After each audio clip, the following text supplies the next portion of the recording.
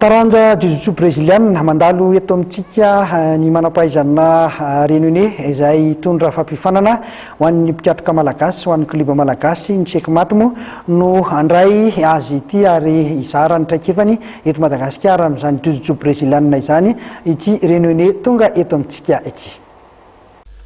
Ny tompon-daka amin'ny fiainana io no teny filamatry Gracien Boeuf tiany hampitaina amin'ny mpikatroka jujutsu brésilien eto Madagasikara. Ity manam-pahaizana Réunion manana ny tepana manga ity izay mandalo eto Madagasikara mandritra ny efatr'andro hitondra sy hizara ny traikefany.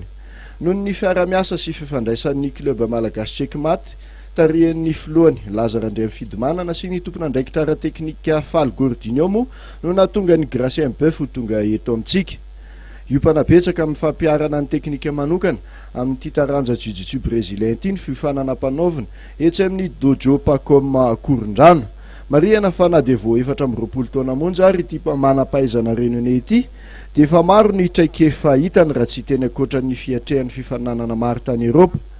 Ankoatran'ny fifampizarana traikefa ho an'ny mpikambana ao amin'ny checkmate dia nisokatra ho an'ny mpakafy jujutsu brésiliana rehetra ihany koa ny fifanana ny sabotsy hariva teo nanomboka tamin'ny 10 ora.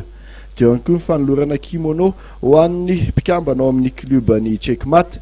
Fantatra moa fa hikarakara hetsika iraisam-pirenena goavana anasanareo mpikatroka avy any amin'ny firenena afrikanina tatsimo La Réunion ary Maurice ny klubany checkmate Madagasikara amin'ity taona ity.